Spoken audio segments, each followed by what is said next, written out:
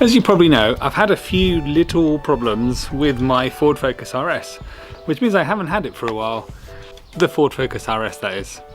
And as you probably know, Ford didn't lend me a car. I think I mentioned it in a previous video.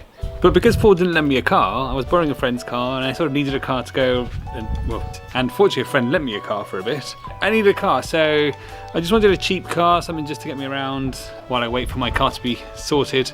I'm constantly researching prices of cars. I go on all these websites in Spain, I'm always looking at prices of cars, I'm always looking at something to buy. But I'm always fascinated by cheap second-hand cars, because if you can find a good, cheap second-hand car, you sort of want a winner really, because you can't go wrong with a cheap second-hand car.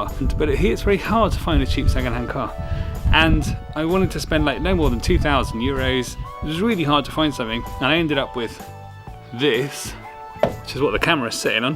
One of my previous videos, I sort of put a bit of a teaser, a bit of the roof, and I said, do you know what car I bought? Can you tell? And actually, only one person guessed it. But a hell of a lot of people were very, very close. Some people said it was an Alfa Romeo 156, which was amazing because I had actually looked at one and test driven one, but I was too worried about the reliability of the car. It looked like it needed a new clutch, it was going to drive me insane, but it was a 2.5 V6 version. I was very, very tempted. But instead, I went for this one. It's a Saab 9.5 Aero. Okay, it's definitely not the sort of car I would normally buy, but for £2,000, geez, this is brilliant. It's such a good car. It's got so much on it. It's got loads of stuff. It's full leather interior. It's automatic. It's amazing. Really, really good value for £2,000. Okay, this front sort of headlight wiper is a little bit funny, but apart from that, the car is in incredible condition. It's a bit dirty at the moment because I haven't really cleaned it, and I've been using it quite a bit. But yeah, really, really good value, great car, and some people were very, very close because a lot of people actually said that it was a Saab 9.3, so very close. So there you have it. I know it's not the most exciting of cars, but for £2,000, it's really good value. There's not a lot you can buy out here for that sort of money. And I actually took it to the mechanic the other day and I asked him to just do like a once over to see if everything was okay, and he was like, it's perfect, there's actually nothing wrong with it. He was making a bit of a groaning sound on the with the power steering, but that was just because the fluid is a bit low. But apart from that, the car is absolutely great condition. So for £2,000, I'm really excited to get this. And I think with Saab's is, because Saab's always been a bit of a sort of an intriguing brand in a way. It's got quite a following, very dedicated following. Obviously it had a following.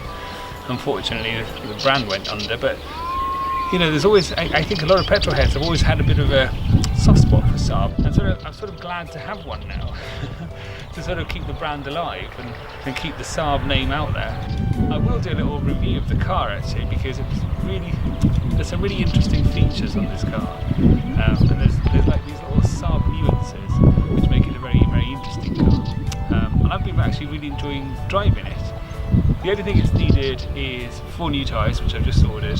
The tyres are completely shot, they're in such a bad state. But apart from that, the car is absolutely brilliant. And I'm really happy with it. And I know it's not an exciting car, I know it's not an expensive car, but you know what's amazing? The most amazing thing of all is that the engine in this car is a 2.3 litre 4-cylinder turbo, which is the same as the Ford Focus RS. And that was completely coincidental. But I will do a little review on this car soon, because there's a few things I want to share with you about it actually.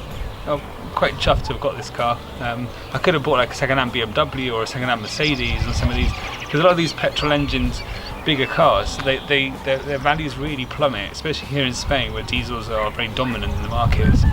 And so cars like this, which is 2.3 litre turbo petrol, and anything like a BMW, so I could have bought one of those others, but I didn't. They just don't do something for me. But the Saab, it just had that little curiosity, that sort of more intrigue. It's a little bit different, you don't see them very much here. So I was quite chuffed to get it. My kids, however, are completely traumatised that I appear to now be driving around in what appears to be an old man's car.